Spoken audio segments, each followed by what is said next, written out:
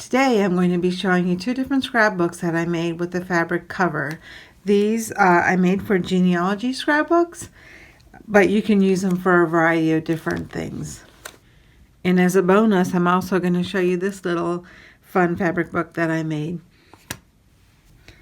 So let's get started. Hello everyone, this is Shalina. Welcome to my channel, Quilt and Color, where I talk about all things related to art. What I wanted to do was to make genealogy more interesting for the family, so I decided to focus on one particular couple at a time.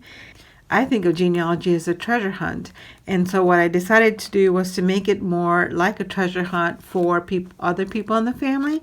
So basically what I did was I put particular information that I found about each couple inside these little pockets so that the person could, so the person who's viewing them can look at them and find out, just like I did with each particular issue, with each particular record. I did put them in chronological order just to make sure that it's easy for the person who's looking at it to understand. This was really fun and it was a big hit with the family. So let's go over the scrapbook. The cover is made with decorations and it's a quilt. This is a quilt that's in here. You can still see the batting. I left some raw edges so you could see it.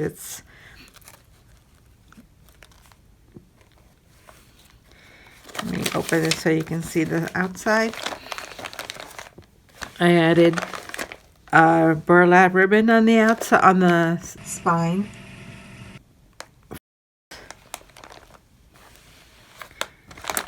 There's a burlap ribbon here in the middle, and it's just quilted.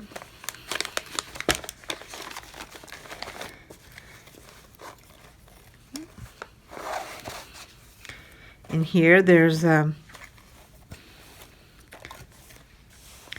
this is just a flowers pot that I made here. Just added the applique to it. There's some embroidery stitches and some just regular quilting stitches.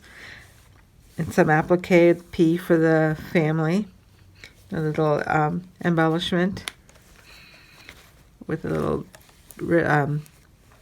leaf ribbon.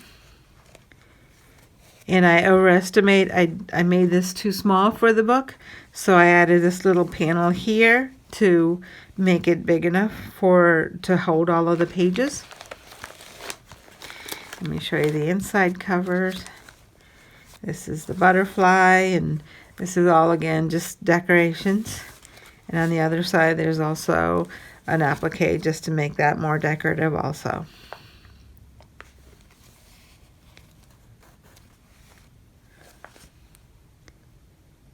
Yeah, for this one, I went ahead and appliqued the flower pot onto the fabric before I put it into the book.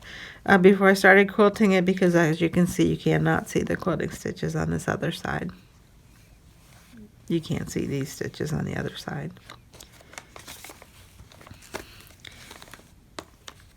And inside here, I tucked in little pieces of information. This is the year that he was born, some information about what happened in that year. And what I did was each pocket is 10 years worth of information. This one does not have a pocket. So I included some information here on the page itself. This is Millie, his wife, her birth year, and information about what happened that year. And then their family, the people that were in the family. Put little tucks in here to give additional information about the family. And I also added other pockets as I needed them.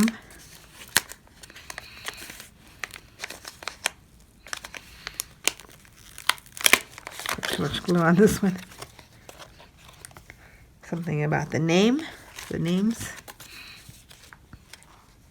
And inside here, there's census records and birth records, death records. This one's just an information sheet that came from Ancestry, I think. Nope. This one is a census record. And I wrote the information out on the back for people who so that people would know what it is that they're looking for. And then there's other just little decoration kinds of things. There's a map, anything that I could think of that I could add. This is a napkin.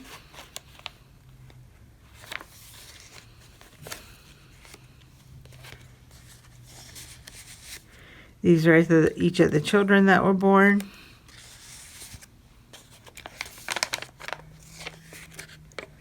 Little family quotes. A picture of the city, Muncie, Indiana. I got these from quilt catalogs. And what I did was I also reinforced each of the pages where the opening is. One, to help the people know where the opening is, and also to make it a little bit more secure.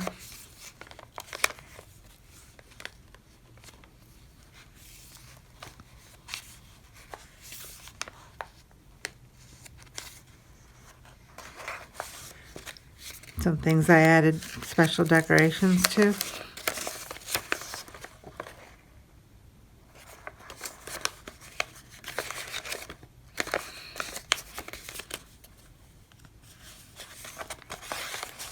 And there's little tucks in here where you can add extra things in here.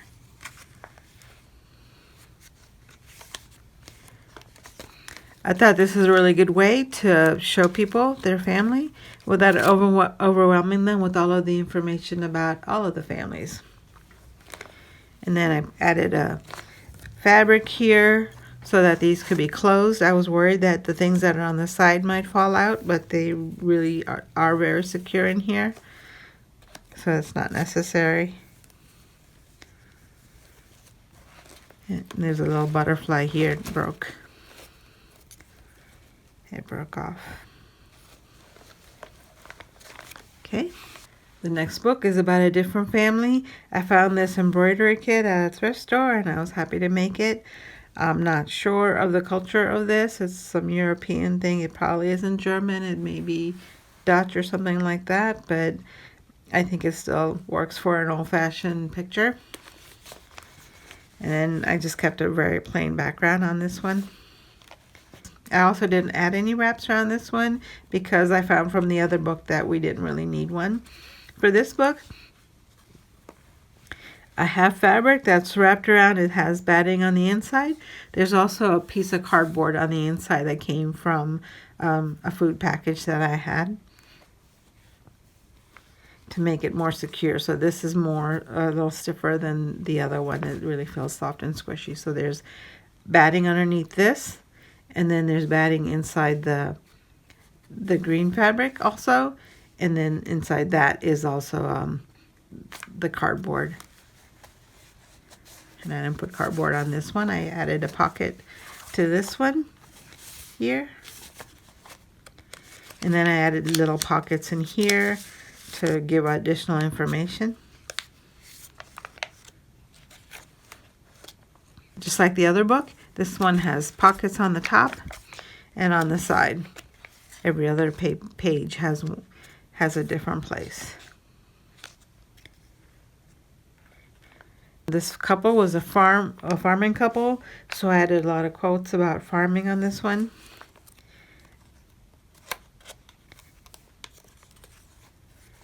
This is a piece of denim. I added lots of tabs on these. I put tabs on each of the pages that I was adding so that you'd know what year it was, and it would be easier to tell the chronology of everything by just putting the dates on the papers. Here's a map.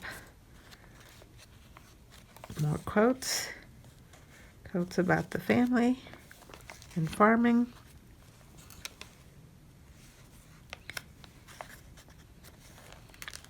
This is fabric scraps that I use as a frame. This is a piece of fabric also that I use as a pocket. Another piece of denim.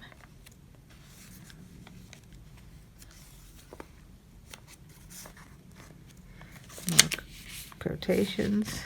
I think this one I made as a little booklet. I didn't write anything on it, but there's another quote on the other side. This dollar thing is from junk mail. Piece of fabric on top of the junk mail that made the pocket. This is also a pocket.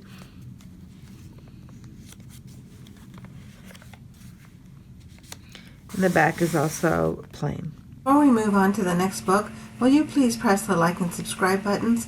This will help this new channel a great deal. Thank you. This book is very interesting when you get to open up the papers and look at all the records and find the information about the family. Okay, and finally, last but definitely not least, is this one. It's a little tin that I got from an airport candy. And inside it is a little teeny tiny fabric book. This was a lot of fun to make. It's all hand stitched.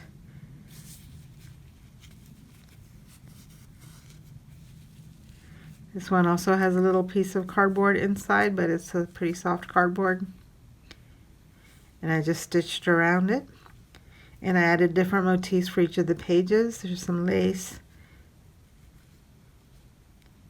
They were all real simple motifs because the pages are so small.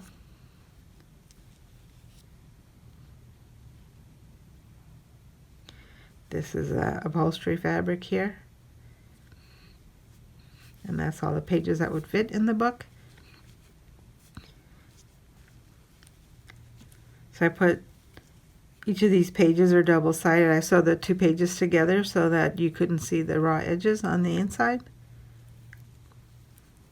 But it was a fun little book to make. It's all hand-stitched.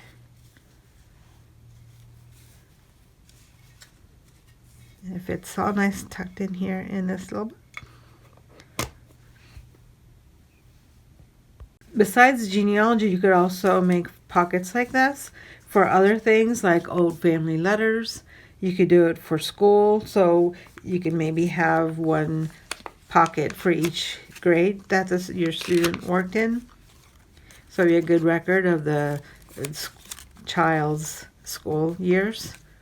You could use it for or anything that you would like to keep in a safe place. This is a good place to put papers that are important so that you would know that they're important so they don't get lost. Another idea that I have for other scrapbooks like this, genealogy scrapbooks, is to have vintage laces all throughout and use family photographs as the decorations on each of the pages. And for families for whom I don't have a lot of family photos, I could at least put photos of the time period so that whoever's looking at this will get a feel for the era that this couple lived in.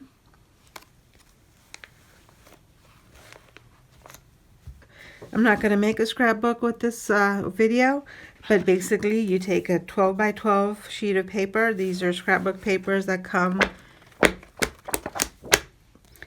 as a kit. This one has a lot of pages, but basically you just choose the one that you want to use for your scrapbook. Fold the paper in half. And then for some of them I sewed on top so that the pockets would be on the side. And for others, I sewed on the side so that the pockets would be on the top. And then I sewed 2 or 3 pages together as signatures. So for one I sewed on the top, for one I sewed on the sides, and then I put them together, folded them in half so I would know where the seam should be.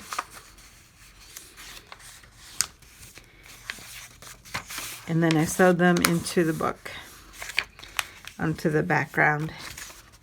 I made signatures out of them like this. So you put 2 of them together and then sew them in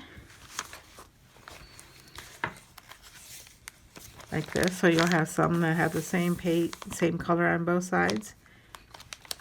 Just sew them into the book. The biggest thing that the biggest advice is that you take into consideration how much space this paper will take you when you think about, adding the embellishments and whatever extra things that you add, and whatever, all the embellishments that you put in there, how many pages you put in there, and then the embellishments on the other side, it takes up a lot of room. So you want to make sure that you have a lot of room, lots of space. It'll look very empty at the beginning. And so when you're putting them, so when I put this signatures in here, you can see that they're pretty far apart. There's like more than a 1/4 inch between the signatures. But when you put all the pages in, it actually takes up a lot of room.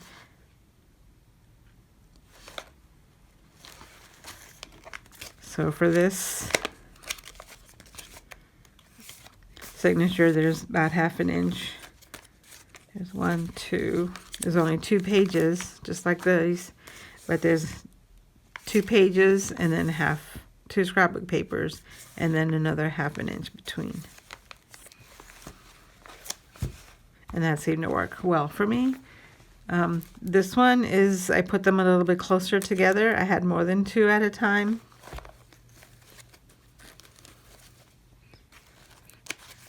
And although it did work out, I think to me it's crowded. Trying to put more than 2 pieces in here, and I also did have 1/2 inch in between here. This is the center. So in this one I only have 2 signatures. I just think this is a little bit crowded.